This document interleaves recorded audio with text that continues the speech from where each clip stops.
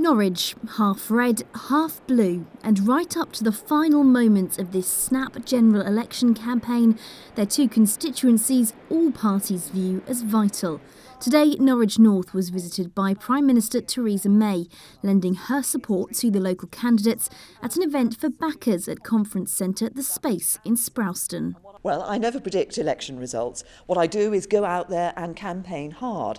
And that's what I and my candidates across Norfolk have been doing, taking out the message that when people come to vote tomorrow, there's a very simple choice for them. It's about who do they want to see leading this country through the Brexit negotiations, but who do they want to see leading this country for the future? Who has a plan for building a stronger, fairer, more prosperous Britain? I have a plan for Brexit negotiations, I have the determination to get the best deal for Britain in Europe, and I have a plan for a stronger Britain. Outside was a different story though. Some anti-Conservative campaigners gathered with banners and this lorry. It's all in a constituency that's been held by the Tories and Chloe Smith since 2009, but in a seat which tends to go to whoever wins the election. Labour, the Greens and the Lib Dems are looking to reverse her majority of 4,500. When we talk to people about Labour policies, we're saying what people want to hear. We're talking about investing in public services, about protecting pensions, about making a fairer society. We've been talking about the big national issues, so namely Brexit and the deal that we want to be able to get and how that will affect people here in Norwich. I would like to be able to carry on working for people on more jobs, better transport, more homes, education, the health service. With Brexit, we're going to potentially lose a lot of our environmental regulations and standards that we've been relying on to at least fight climate change, but also in terms of local pollution levels. Things like more park and ride, more parking, the cycleways, the progress being made on those, that all needs to be kept moving.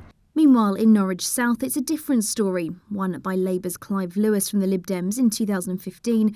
It's a seat that all parties have in their sights. Clive is defending a majority of around 7,500. I want to make sure that whatever comes out of Brexit is in the interests of Norwich, and that means having a kind of strong voice who will speak up for the people of the city on that issue, not someone who will just do as they're told when it comes to that issue. We've been talking about making sure that there are enough houses built for local residents.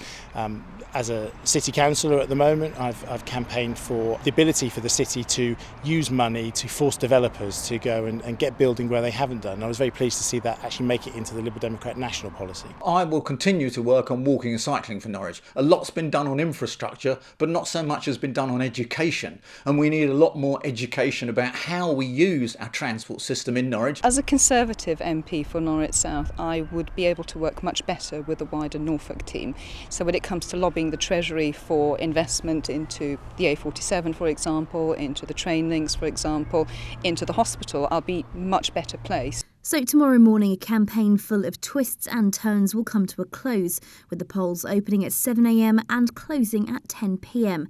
But it'll be over our breakfasts on Friday morning when we'll start finding out whether or not Norfolk has a new colour. Lauren Du Bois, Mustard TV, Norwich.